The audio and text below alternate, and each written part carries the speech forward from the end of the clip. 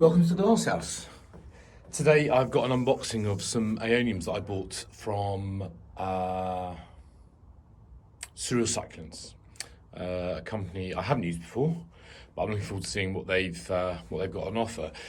I think when you watch videos on YouTube and Instagram accounts, what becomes obvious is that people have a passion for certain types of plants, and I'm not sure there's any rhyme or reason for that. I love pelargoniums, and this is most of my collection, not in a great shape. The old glass house was too damp and too dark really over winter for them, but I've tidied them up since moving them in here, and they're in a lot better conditions now. I also love begonias, and again, not in a great shape for this time of year, or not in a great shape at this time of year.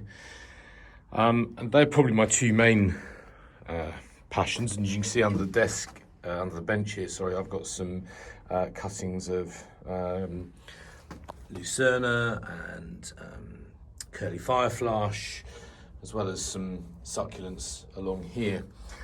But I've always had, or for a long time had, a real keen liking for Aeoniums, and I've got two here. This is Schwarzkopf, although it's not particularly, or not at all, sorry, dark at the moment. They normally go dark red or deep maroon in the summer, and this one is one a cutting my sister-in-law gave me. I have no idea what it is. And then down here I've got some cuttings taken from both of these, and you can see, and I think this has happened really in the last week or two since moving into the new glass house, they're starting, these ones, to sort of go purple at the edges. So this, I think, is these are getting more light. So a friend very kindly gave me a gift voucher from Cereal Succulents for Christmas, and I've got a box here. There we go, with some in, and I'm going to take them out, unbox them, and pot them up into various terracotta pots that I've got here. I use a cacti and succulent soil mix, that, you know, a pre-made mix from Soil Ninja. There, I haven't used it a lot, and can't testify, you know, over a number of years how good it is, but it's coarse and well draining, which is what these plants need. So if I can insert the camera into here. Okay, that's the fiddling done. Okay, so can you see the box?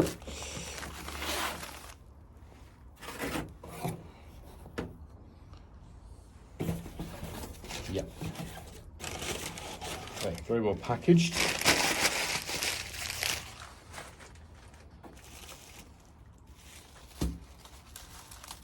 And the first Aeonium is Aeonium Glutosum.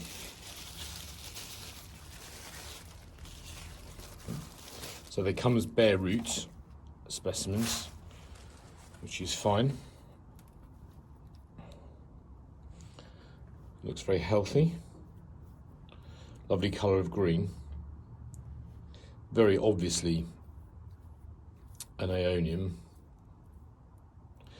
I think I read that the Glutosum, it gives out sort of almost like a sticky substance on the leaves, and certainly if you feel that, you can feel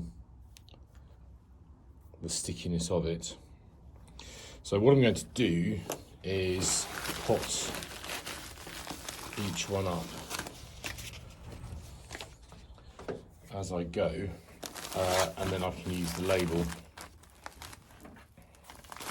to stick, I'll stick the label in the pot straight away, and I won't be sort of worried about mixing up the labels. I'm not sure I'm an expert in telling them apart. So I've got a load of used terracotta pots here. The bag is quite full. I've got no idea off the top of my head how big these plants get. It's possible that by the end of the summer I'll need to repot them, but that's no problem at all. Yes, you can see from this just how gritty and coarse the soil mix is, which is just what they need. So I'm going to insert that. I've left a little well, a little hole. I'm going to insert that in there. I'm trying to make sure I get the roots under the surface of the soil as well. Although that's not all that easy because they're quite dry and they're quite brittle. So I will do. It's annoying, I haven't got my soil scoop with me. Luckily, the tray that I'm using, whatever I spill, I can collect up at the end.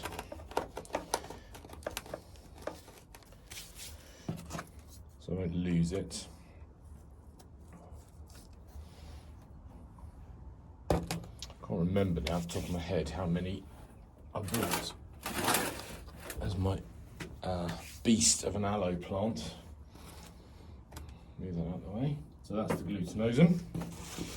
Okay, the next one is Madeira Rose. Aeonium Madeira Rose. I think Glutosum is a species plant, and this is a hybrid. I've got the little blurb to hand. Oh wow, look at that. Oh wow. It's a very long stemmed rooted specimen. The colour on that's lovely. And again, looks very healthy. It's a little bit dehydrated, but to be fair to them, I got the box on Thursday. Sorry, I'm not holding that in the right place. Got the box on Thursday, and today's Saturday. But look at that, the patterning. I think this is why I love the Aeoniums, because the patterning, the individual shape of the leaves, and then that patterning, the arrangement of them. And then look at the underside there, a bit dirty.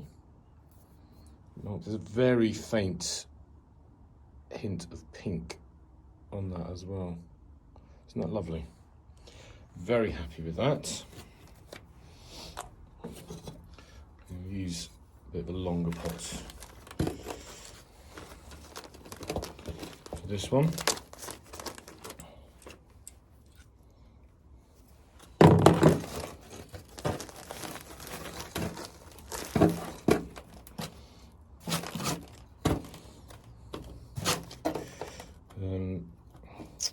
What I might do is tip some in there to be able to stand this in.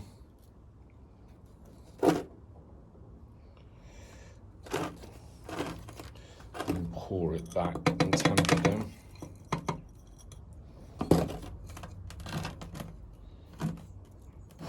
Now, Aeoniums are succulents, so they do like coarse and gritty substrate to grow in, but I discovered quite recently they grow more in our autumn and winter than they do in our summer, which I hadn't realised that. So they tend to go dormant in the summer, and I think that's potentially because of the heat of their homeland. I think, are they largely South African plants? And the heat in the summer means they tend to go dormant when the days are longer and be more active during the winter months, which I didn't realise that. I've kept them in the glass house over winter at 5 to 6 degrees, the ones I've already got, and they seem to have done fine with that. So I'm hoping these will also be okay. Aeonium Herbican, I think another species one. That's very pretty. I'll show you in a sec. I've got the rubbish behind me. Okay, so different shape, longer leaves, a bit more pointy than the last two, but very clear pink to purple edging around. And again, looks like a very good specimen. So far I'm pleased with them. I'm actually going down to Falmouth for holiday at Easter, and hoping to visit some gardens down there that house the sale shop for cereal succulents. So I'm hoping to go and have a look in person. But very pleased with that. Little bit, probably one broken off there, making it look a bit uneven, but in time as it grows, those leaves anyway will fall off. If you've grown Aeoniums, you know they fail. Once they get old, they fail and drop off. And the new growth comes out obviously at the top. That's lovely. Delighted with that. Right, that's quite a long one. That fits. Trouble is, I don't know how long the other plants are. Sorry for reaching across. So I'm just brushing out a larger pot.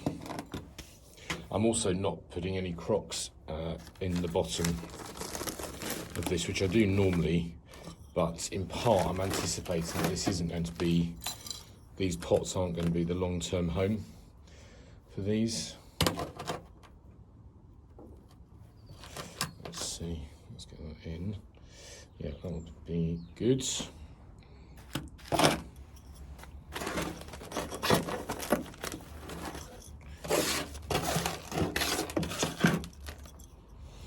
Let's see what we can do with that. I think Aeoniums are fairly easy to care for as well. I mean, they're not frost hardy, but they do seem to tolerate cool winter temperatures, so they'll be fine providing they're kept above freezing.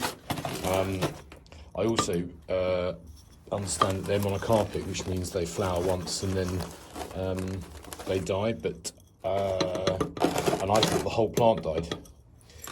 I heard recently that it's just the branch that the flower is on. So if you've got a multi-branch one and the branch flowers, maybe the whole plant doesn't die back.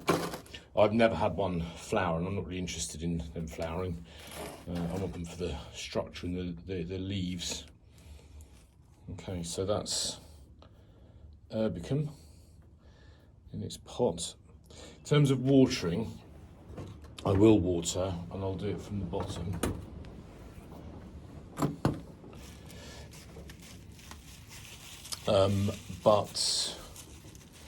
And that's where I made a mistake actually with the winter dormancy, not knowing they were active in the winter.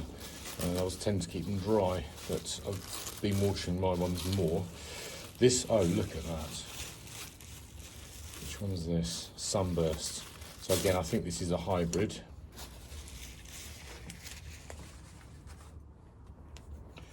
Yeah, Aeonium Sunburst. Isn't that gorgeous? Look at that.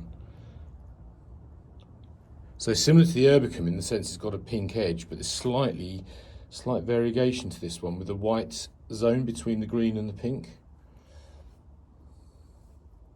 Oh, that won't matter. So I thought it was dying back anyway. That one certainly is. So that's what I mean about the leaves dying back. They don't throw them around. There, they dehydrate and then they sort of fall off. A little bit on the wonk, that one. If I can get close, but look at that, it's beautiful, isn't it? What a lovely specimen. And I'm intending to collect plants that are for in here that will be fine down to 5-6 degrees. I'm not intending to heat the greenhouse very warm. But just keep it above freezing. Partly for cost purposes, but mainly actually it's the kind of plants I like. The pelargoniums and some succulents and some begonias are fine at that temperature anyway. Right, so let's get this in there. Stupidly, I didn't bring my dibber down from the shed. I might go and get that if it becomes a problem.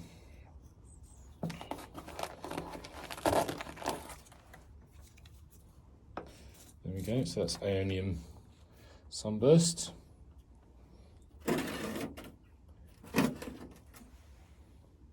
In its pot. Right, I may have just 2 more. Look. Yep, there we go, 2 more. I know what that one is. Move that to last. Right, so this one is Aeonium Pomegranate.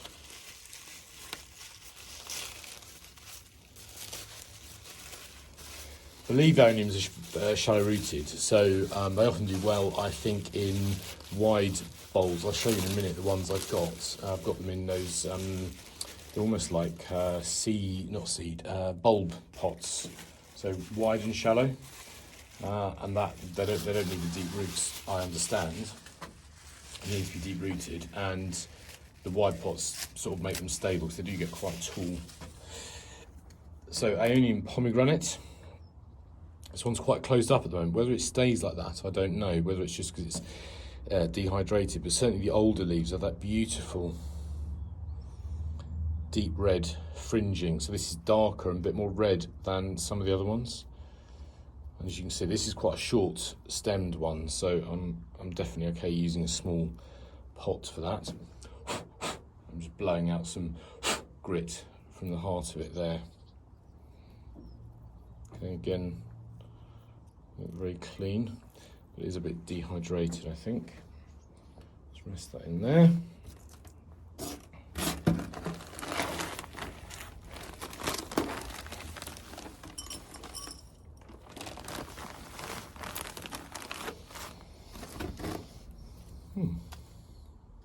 Where that's from.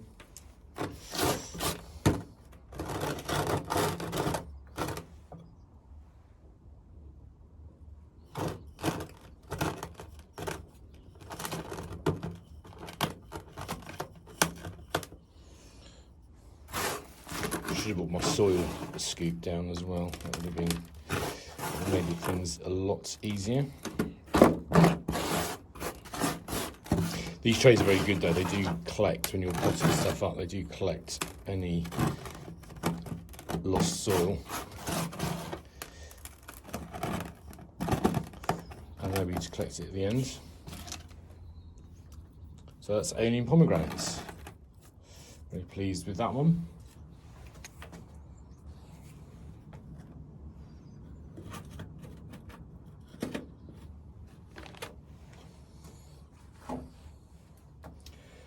Last but not least, Aeonium Tabuliform. And I saw this, I've seen it a few times, and most recently I've seen it at the Cambridge Botanic Gardens. And they had it planted into a sort of quite a rocky outcrop in their succulent house. And it looked absolutely amazing. And I don't think this one grows very tall. Hence the name Tabuliform, which I think, to me anyway, sounds like it's like a table. It's flat, and there you can see. Look at that. It's a shame. Oh, there we go. The dust has blown off. Isn't that gorgeous? And look, there's no. I mean, the classic Aeonium shaped leaves. That sort of bracket shape, but no length of stem between them at all. Totally flat, and I think it stays like that. I think it stays very close to the soil. So I'm going to put it, because it's of its size, I'm going to put it in a larger pot. But I obviously need to fill up with quite high with soil to make sure that. So I'm just wiping out the soil. Yes, I think this needs to be quite full, and then almost just rest that in there, because there's virtually no stem. In fact, I can't really even see the stem in the mass of roots there. So let's turn this around. As I say, I do like the Soil Ninja soil. I think it's fine. It's just, for me, the problem, because I don't use masses of it in one go, is the bag is very full, which in a way is good, I know, but it's quite difficult to store. So there's no sort of closing tab at the top. There we go.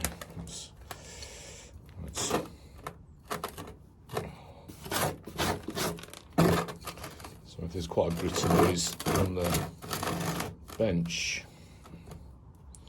There. So again, I'm using my finger to make the hole.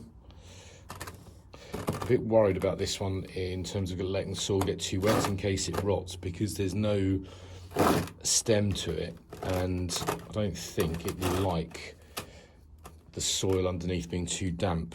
I have got some grit, so I might try and top that up, or do a topping of grit.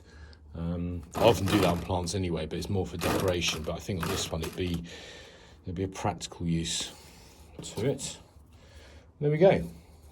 Just check the invoice, make sure everything that I ordered is there.